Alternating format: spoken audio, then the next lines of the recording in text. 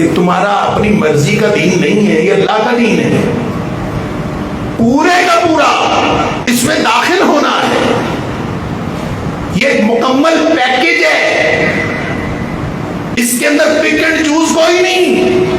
آپ اپنی مرضی سے یہ نہیں کر سکتے کہ میں یہ کروں گا یہ نہیں کروں گا۔ ہاں اس بات کا اختیار ہے، اسلام قبول نہیں کرنا چاہتے تو آپ کی مرضی، لا اکراہ فی الدین، دین میں آنا ہے کہ نہیں آنا، اسلام جبر نہیں کرتا، لیکن جب آپ دین کے اندر آ گئے تو یہاں پک اینڈ چوز نہیں ہے کہ یہ فلاں فلاں کام کر لیے اور فلاں چھوڑ دیے، کوئی حرج نہیں ہے۔ وہ کسی کو کہے نا داڑھی رکھ لو تو وہ فکرہ ایک بڑا رٹا رٹایا، کہتے جی اسلام میں داڑھی ہے، داڑھی میں اسلام تو نہیں ہے، اسلام میں داڑھی ہے، داڑھی میں اسلام تو نہیں۔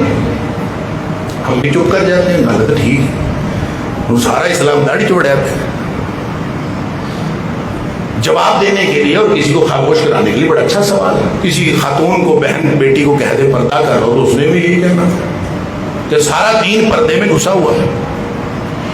آج میں بڑی اس علماء کی اس شاندار تاریخی درسگاہ میں بیٹھ کے بڑی عاجزی کے ساتھ عرض کرتا ہوں کہ جو چیز اسلام میں ہے سارا اسلام اس میں ہے، جو چیز اسلام میں ہے سارا اسلام اس میں ہے۔ اس لیے کہ اسلام میں اسلام ٹکڑیوں میں بٹا ہوا دین نہیں ہے۔ اسلام کو اجزاء کر کے، ٹکڑے ٹکڑے کر کے آپ کچھ ٹکڑے چن لیں اور کچھ ٹکڑے رکھ دیں، اللہ نے دین ایسا بنایا ہی نہیں ہے۔ یہ مکمل دین ہے، یا اپنے آپ کو اللہ کے سپرد کر دینا ہے یا اپنی مرضی کرتے رہنا ہے۔ اگر کسی نے اپنی مرضی کرنی ہے، کسی سے پوچھا نا نماز پڑھتے ہیں، ہاں اللہ کا شکر، کبھی 4 کبھی 5 کبھی 4 کبھی 5 کبھی 3 بھی پڑھ لیتا ہوں، اکثر 5 پوری کر کبھی 4۔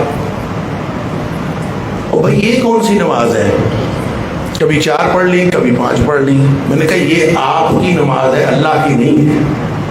اللہ نے 5 فرض کیے، جو کبھی 4:45 کا بھی سوچتا ہے نا وہ اللہ کی نماز نہیں پڑھتا، وہ اپنی مرضی کی پڑھتا ہے۔ کسی دن سوٹ کرتا ہے تو 5 بھی پڑھ لیتا ہے، نہیں سوٹ کرتا تو 4، نہیں سوٹ کرتا تو 3۔ یہ نمازی اللہ کو پسند نہیں ہے۔ اللہ نے 5 فرض کی ہیں، 4:45 بھی ہمارے پاس اختیار نہیں ہے اس کو کرنے۔ لہذا یہ جو ٹکڑیوں میں بٹا ہوا دین ہے یہ اللہ کو یہ پسند نہیں، اور وہ دین جو اللہ نے عطا فرمایا ہے اس کے اندر یہی ہے نا، اس کا نتیجہ یہی ہے کہ ہم جنت میں چلے جائیں گے۔ تو سنیے نبی اکرم صلی اللہ علیہ وسلم نے فرمایا، میں 2 مثالیں عرض کرتا ہوں۔ نبی پاک صلی اللہ علیہ وسلم نے فرمایا لا تدخلون الجنت حتی تؤمنوا، بخاری شریف کی حدیث، تم کبھی جنت میں داخل نہیں ہو سکتے جب تک تم ایماندار نہ بنو، ولا تؤمنوا حتی تحابوا، اور اس وقت تک تم مومن نہیں بن سکتے جب تک تم آپس میں محبت نہ کرنے لگو۔ اب محبت ہوگی تو ایمان آئے گا، ایمان آئے گا تو جنت ملے گی، ٹریک یہ ہے۔ پھر فرمایا وَلَا أَدُلُّكُمْ عَلَىٰ شَيْءٍ إِذَا فَعَلْتُمُوهُ تَحَابَبْتُمْ، کیا میں تمہیں ایک ایسی بات نہ بتاؤں، ایک ایسا نسخہ نہ بتاؤں جب تم وہ کرنے لگو تو تمہاری آپس میں محبت ہو جائے۔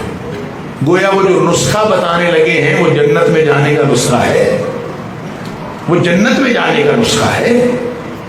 اولا ادلکم علی شیء اذا فعلتموه تحاببتم، آپس میں محبت ہوگی، محبت ہوگی تو ایمان آئے گا، ایمان آئے گا تو جنت مل جائے گی۔ اللہ اکبر۔ فرمایا افشوا السلام بینکم، آپس میں زیادہ زیادہ السلام علیکم کہا۔ یہ السلام علیکم کہنا محبت کی پڑیا ہے۔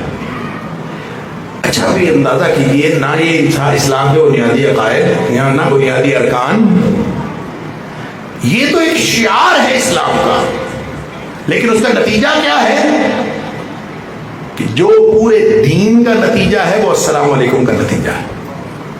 لہذا جو چیز اسلام میں ہے اس میں پورا دین ہے، کیونکہ پورے دین کا نتیجہ اور اس ایک چیز کی نتیجہ اس کے اندر فرق نہیں ہے۔ اور ایک اور مثال سن لیجئے، ابو داؤد شریف کے اندر ایک حدیث ہے، نبی پاک صلی اللہ علیہ وسلم کے ساتھ یہ جو بنو ثقیف تھے نا، بڑے سخت تھے، سخت دل تھے. یہ نبی کریم صلی اللہ علیہ وسلم کے پاس آئے کہ ہمیں کچھ رعایتیں دے دیجیے. جب یہ مسلمان ہو گئے، نبی کریم صلی اللہ علیہ وسلم نے ان کے لیے کوئی بد دعا نہیں فرمائی. جب آپ طائف تشریف لے گئے تھے اور انہوں نے نبی کریم صلی اللہ علیہ وسلم کے ساتھ بدسلوکی کی، تو آپ نے بد دعا نہیں فرمائی. آپ نے امید رکھی کہ ان کی نسلوں میں سے کوئی اہل ایمان پیدا ہوں گے، اور وہ نبی کریم صلی اللہ علیہ وسلم کی حیات طیبہ میں ہو گئے. ان کا پورا ڈیلیگیشن آیا، آ کے نبی کریم صلی اللہ علیہ وسلم کے پاس، اور انہوں نے کہا کہ ہم دین اسلام قبول کرتے ہیں. کچھ کنسیشنز مانگی، کچھ رعایتیں مانگی نبی کریم صلی اللہ علیہ وسلم. ان رعایتوں میں سے ایک رعایت تھی اللہ یجبو. جبا یجبو جو ہے، اس کے مختلف معنی ہو سکتے ہیں، لیکن جہاں نبی کریم صلی اللہ علیہ وسلم نے اس کا جواب عطا فرمایا تو اس سے بات واضح ہوتی ہے کہ انہوں نے اصل میں کیا رعایت مانگی تھی. انہوں نے رعایت یہ مانگی تھی کہ یہ جو ہم سارا کچھ کریں گے، نمازیں پڑھیں گے، لیکن نماز کے اندر یہ جو جھکنا ہے نا، رکوع کرنا، یہ ہمیں اچھا نہیں لگتا، آپ اس کی ہمیں کنسیشن دے دیں، ہم رکوع کے بغیر نماز پڑھ لیا. اللہ یجب، اس کی آپ اجازت دیں. اب نبی کریم صلی اللہ علیہ وسلم نے یہ نہیں فرمایا کہ رکوع کے بغیر رکعت نہیں ہوتی یا رکوع کے بغیر نماز نہیں ہوتی، یہ کنسیشن نہیں دی جا سکتی. آپ نے یہ نہیں فرمایا. آپ نے فرمایا لا خیر فی دین لیس فیہ رکوع. اس دین کے اندر کوئی بھلائی نہیں جس کے اندر رکوع نہ ہو. گویا سارے دین کی بھلائیاں ایک رکوع کے اندر ہے. تو اس کا مطلب یہ ہے کہ جو چیز دین میں ہے سارا دین اسی میں ہے. لہذا کوئی شخص اگر کہے کہ داڑھی میں اسلام تو نہیں ہے، نہیں بھائی، اگر اسلام میں داڑھی ہے تو داڑھی میں اسلام ہے.